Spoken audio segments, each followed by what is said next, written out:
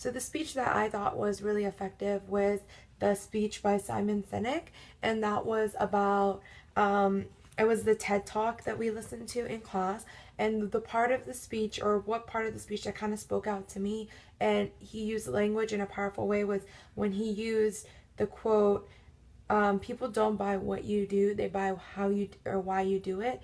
And I believe that that was really powerful because the whole point of his speech was, we all know what we do, we all know, some of us know how we do it, but not all of us know why we do it. Only few people do.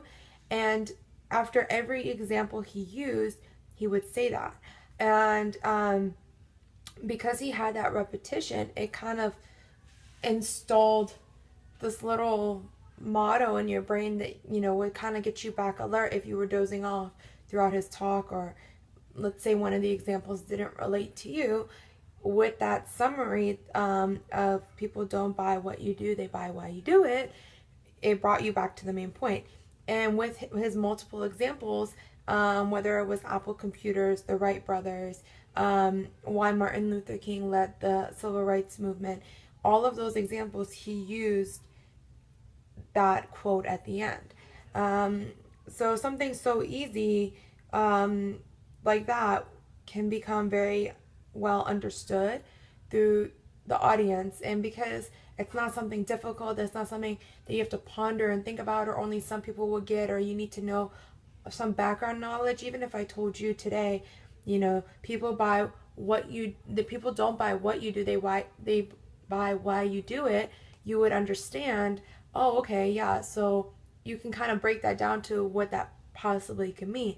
And I think that's what overall made it really powerful. Is anyone listening to this, whether you are, and I know it was a TED Talk, but whether you're into that kind of stuff or you're just like an average Joe, you can understand what he's trying to get. And with the broad examples, he used things that different people can relate to. The younger generations, can relate to Apple products. Older generations, they might be more into like the Martin Luther King movement.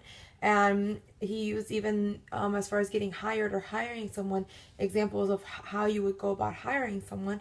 You'd want to hire someone that works for you because of what you believe, not because of the money, because once the money stops, they might stop working for you because their motive was money in the beginning. You want to be able to motivate people with what you believe. And because he believed in this so strongly, he was able to motivate me with his words, and constantly bringing us back to his main point, which was people don't buy what you do, they buy why you do it.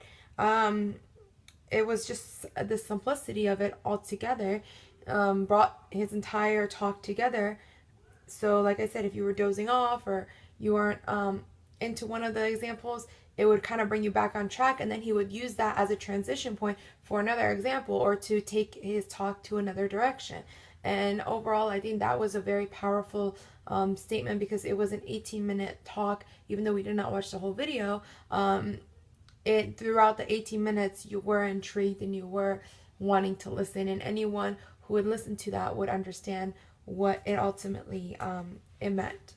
And so the use of language in that sense really was powerful. And when we look at politicians or other people that are doing big talks, sometimes, you know, being a younger person or not being up to date or informed with everything, you can kind of lose track of what does that mean, or I'm not quite sure. So sometimes the most simple things is kind of what will catch on with the younger generation and with people as something to remember. So even if I don't remember all the examples, I understand and remember this one quote when I leave.